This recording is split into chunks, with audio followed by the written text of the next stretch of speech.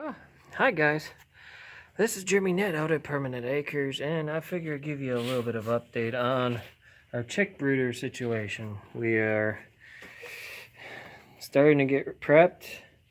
I still got to hear from the guy that I ordered non-GMO feed for the chick from Bud Gang Chick Feed, but I already got a bunch of non-GMO.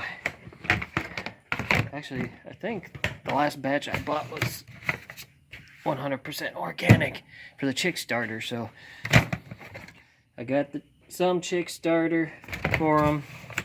I got 2 of the feeders set up in there.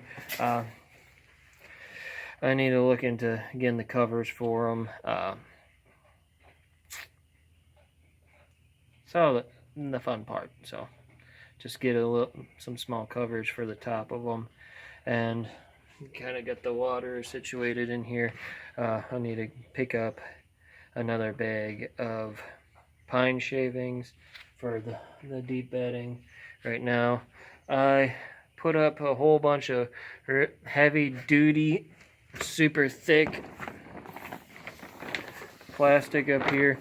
We have some leaks in the roof around this area, so I wanted to make sure that all the water ran off away from where the chicks are. So I'm planning on sealing up the roof this year.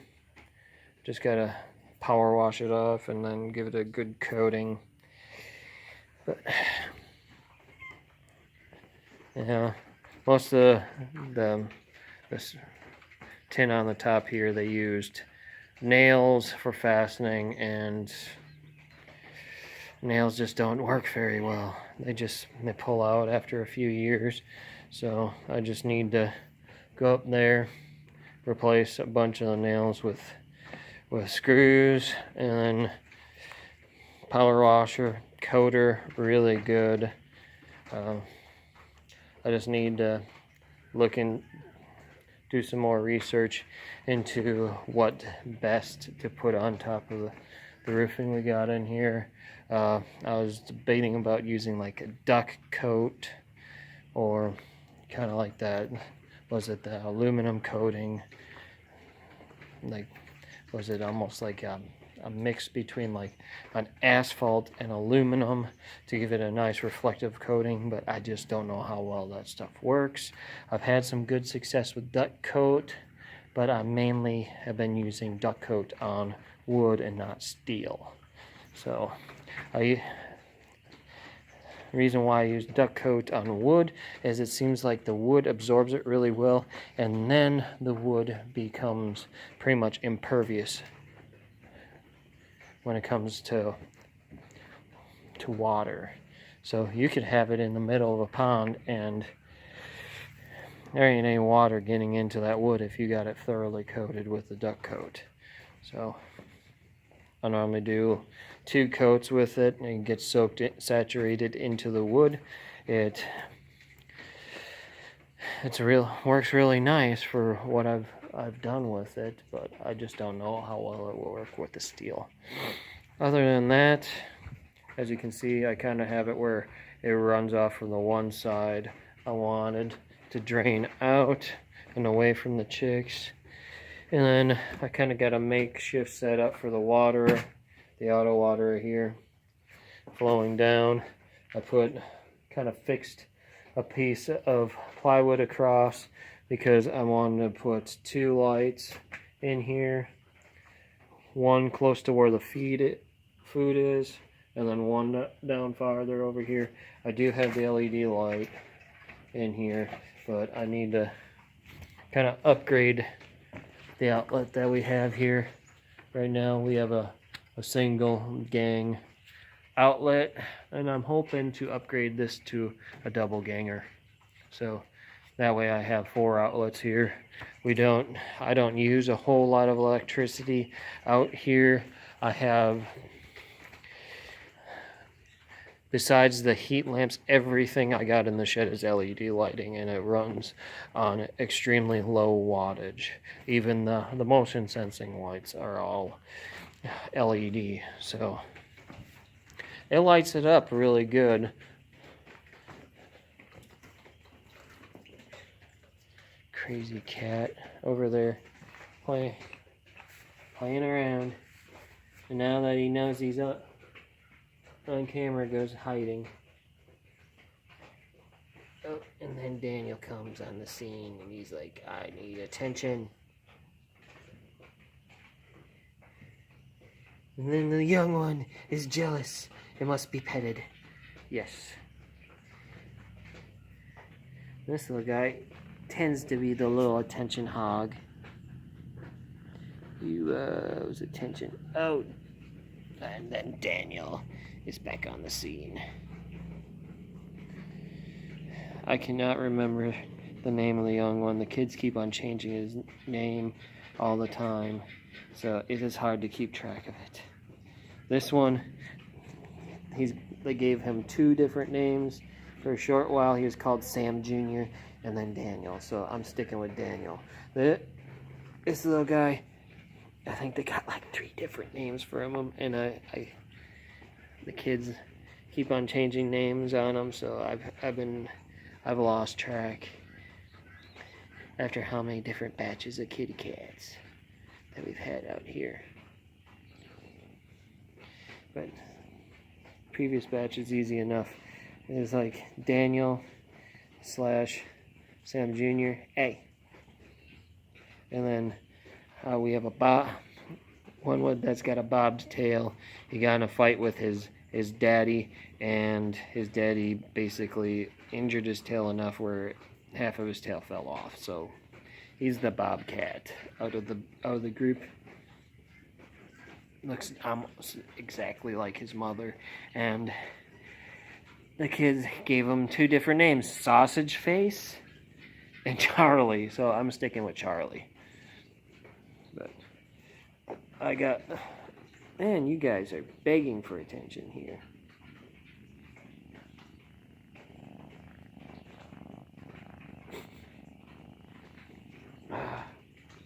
Who would have thought you'd get swarmed by cats? Ugh. Which is the funny part. I've had allergies with cats like all my life, and then I guess I've grown accustomed to the ones that we got out here. I was out at my buddy's house, and they had cats out there, and I just about felt like I was gonna get keeled over after being around their cats. And then I get around these guys and never have a problem. I do not know how it works. I do not understand it. I guess it's just the way the way my body is. I don't know. I don't know if these guys are dirtier or cleaner, or theirs are dirtier or cleaner, but as long as I keep their hair out of contact with my face, I tend to do fine.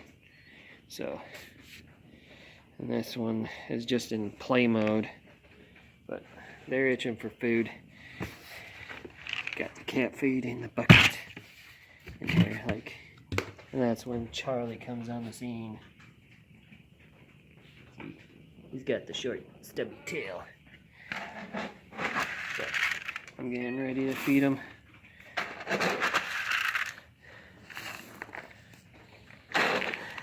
And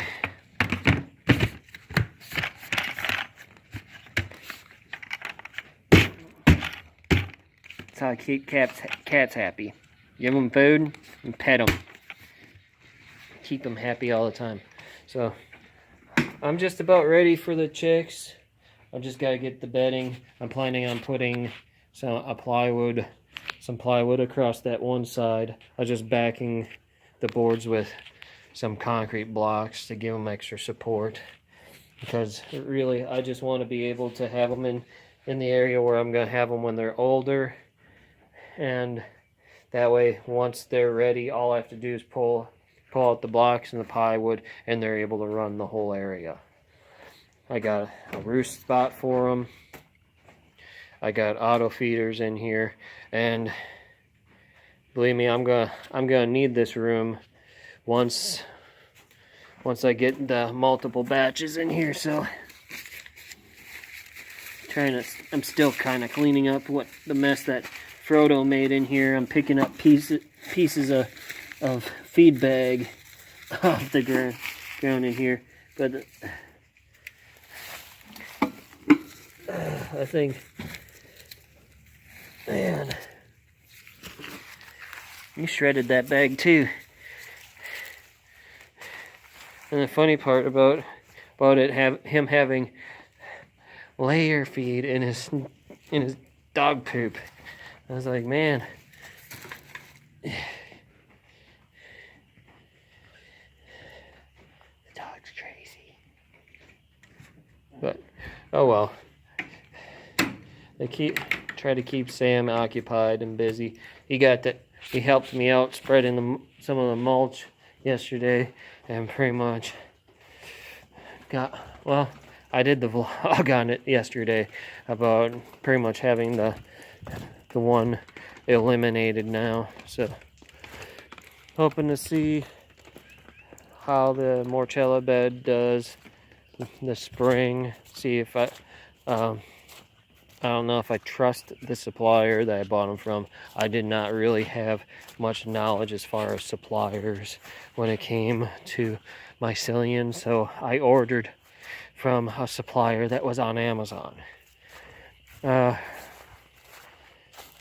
do not have great confidence in it, but it was just starting out. Then with the spawn that I got in the greenhouse, that I got from Fungi Perfecti out of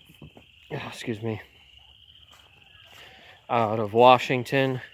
I cannot remember what was the name of that place that they're out of. I think it's out somewhere around Spokane, somewhere in that area. It's been a while since the last order I had from them. I mainly did order the Grifola frondosa, which, if you don't know what that is maitake or hen of the woods. And then I ordered the large jars of Morchella esculenta and Morchella augusticeps. So that's the true morel and the black morel mushroom. So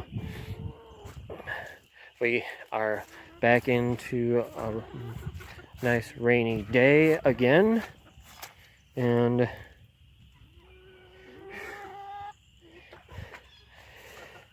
just about to go check and see how the hens are doing. It's again wet again. I'm hoping with it dried out a little bit and then it's rained all over again. Planning on trying to get a bunch of straw soon. It's hard when a lot of suppliers are not carrying it right now. I guess there's been a whole lot of extra demand on it this year, so everybody's kind of short-handed on straw, unless you just go out and buy some of the leftover junk that people have had sitting out like almost all fall and winter and are soaking wet and all rotten and moldy and disgusting. So I've seen plenty of those bales selling on Facebook. People are like, we use this for fall decor. It's been sitting out in the rain and the snow, and it's perfectly fine if you're planning on using it for like composting, but whenever you're wanting to use it for bedding, it's completely useless. And some of them want it for some pretty outrageous prices, like $6 to $7 a bale. I was like, you're insane for tiny bales of straw. Some of these people are just like, well, nobody can buy it now, so let's just charge an outrageous price for the cheapest piece of junk bales of straw that you can get. So I'm done ranting. Picked up 5 eggs. They're starting to pick back up on their egg production. I believe yesterday I picked up 5 or 7, I can't remember. I think it was 5 yesterday, and the day before I had 7 eggs. So they picked up production. They're doing really well, and they're itching for me to toss them some feed. So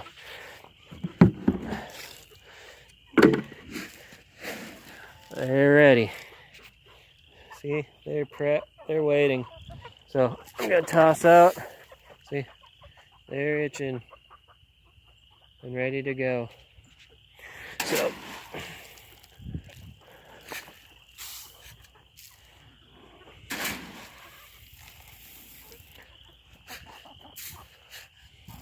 try to keep them happy and well fed. I'll try to give them enough food that I don't have to come out here and feed them again. Try to make sure they have more than enough for each day. So basically the equivalent to about 2.5 to 3 scoops based on the scoop I have to keep them happy. And based on how much they've kicked up on egg production, it seems like they're doing really well on it. So I'm gonna sign out here later.